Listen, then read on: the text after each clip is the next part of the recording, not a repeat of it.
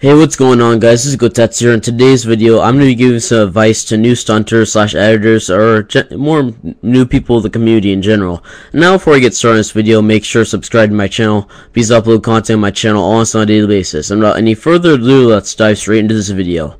So basically, with this video, I know a lot of you guys subscribe to my channel are already really good stunters. I'll admit, like, half of you are probably better than I am, but this video is going to be more aimed towards people who are new to the stunting community or people who don't really stunt in general. So I'm going to start like at the really basics. And if you, I guess, even if you're a good stunter, you may want to watch this for insight and stuff. And without talking pointlessly any further, I'll just get straight into it. So the first thing, my first piece of advice though is don't be intimidated by the community at all. Even though some people are kind of assholes, trust me, I know that more than a lot of people. But even the most people in the community are really nice, and they're not really anything to be afraid of. And yeah, that's sort of the first point. And the second point I really want to make, and this is really, really important, so I stress this a lot, is make sure to follow all the rules of the stunting code. Well, that's what I'm going to call it. It's like no one's really named it before. That's what I'm going to name it, though. It's basically all the rules that you pretty much have to follow to get a montage-worthy stunt. So basically, the first rule is never ever use boosters. It's like not really necessary, and you can find a lot of spots without them anyway. So don't start the bad habit if you don't want to have a hard time stopping it. Because trust me, it took me a long time to get out of the habit of using boosters, and I don't want you to suffer the same fate.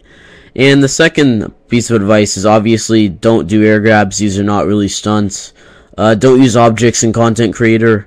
And another piece of advice is don't do relands unless you specifically say it's a leftover, and give the person credit who did it, because that's a respectful thing to do. And if you don't, it's a little rude. It's distasteful. So yeah, that's why you don't do that. And the third piece of advice I want to give is don't try to interact with the community as much as you can, because that's how people get to know you. I mean, like, I've had people try to contact me, and there's like two different ways you can contact people. There's a right way, and there's like a pretty wrong way. Like, there's a few people who have just like basically gone my PSN and kept spamming me and annoying me, and that's not really a good way to get to know me. Like, if you want like a good way to get to know me, like add me on Skype, like talk about stuff, just like be cool, because that's like a much better way to like become known in this community besides just spamming a bunch of people who don't want to be spammed.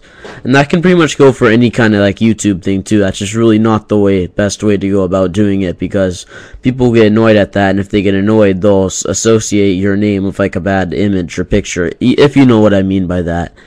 And another point I want to sort of talk about a little bit is sort of decide like what you're gonna be. Like, there's like different sort of rules in the stunting community, if you know what I mean. Like, there's someone who like just stunts and doesn't do a whole lot of editing.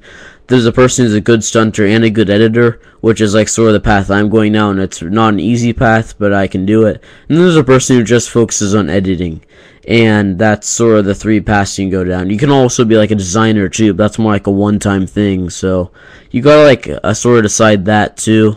And also, if you get good enough, seriously consider a team to go on. Like, I know all the teams, like the four big ones are Evolve Stunting, Cryptic Stunting, Vengeance Stunting, and Revolution Stunting. Even though most of those crews just had an RC, though, it doesn't mean the next couple of months one of them will have a recruitment challenge.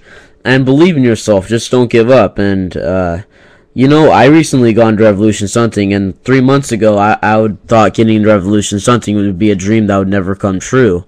So just think, you have a mindset that like anything is possible, and no matter how like impossible the stunt seems, like you can still do it. It's still possible. The game will allow for pretty much anything. That's what's so good about GTA 5, is like you can pretty much do anything in it.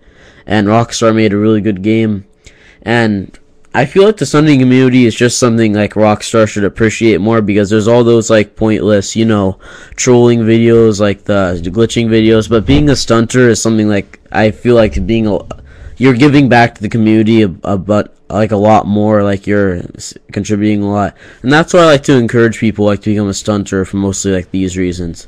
And I know I've gone a little bit off topic, but I think I've pretty much covered a lot of stuff I want to cover. GTA 5 Stunt Challenge will be coming out later today, so make sure to look forward to that.